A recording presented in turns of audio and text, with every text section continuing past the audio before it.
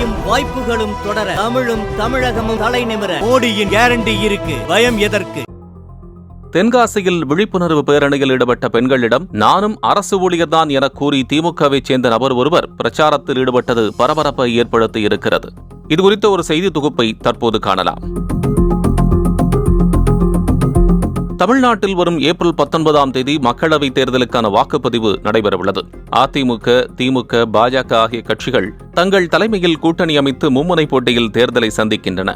இந்நிலையில் தேர்தல் விதிமுறைகளை விதித்துள்ள தேர்தல் ஆணையம் தேர்தல் நடத்துவதற்கான முன்னேற்பாட்டு பணிகளை மேற்கொண்டு வருகிறது. இதனிடையே அரசியல் கட்சிகள் விதிமுறைகளை மீறுகின்றனவா என கண்காணிக்க குழுக்களும் அமைக்கப்பட்டுள்ளன.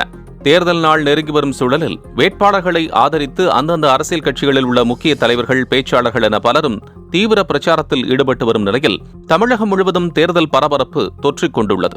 இந்த நிலையில் தென்காசியில் மாவட்ட நிர்வாகத்தின் சார்பில் வாக்காளர்களுக்கான பிரம்மாண்ட விழிப்புணர்வு பேரணி நடைபெற்றது.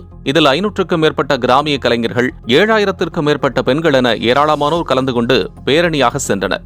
அப்போது அவ்வழியாக சென்ற திமுக பிரச்சார வாகனத்தில் இருந்த நபர் பேரணியில் ஈடுபட்ட பெண்களிடம் திமுக வேட்பாளர் ராணி ஸ்ரீகுமாருக்கு வாக்களிக்க வேண்டுமென நூதன பிரச்சாரத்தில் ஈடுபட்டார். அந்த நபர் தானும் அரசு ஊழியர்தான் என பகிரங்கமாக தெரிவித்தபடி வாக்கு சேகரித்தது பெரும் பரபரப்பையும் சர்ச்சையையும் ஏற்படுத்தி இருக்கிறது. அரசாங்க ஊழியருக்கு எல்லாம் கொடுத்துக்கிட்டே தானே இருக்கும். மக்களுக்கான ஆட்சி, உங்களுக்கான ஆட்சி, கவலைப்படாதீங்க.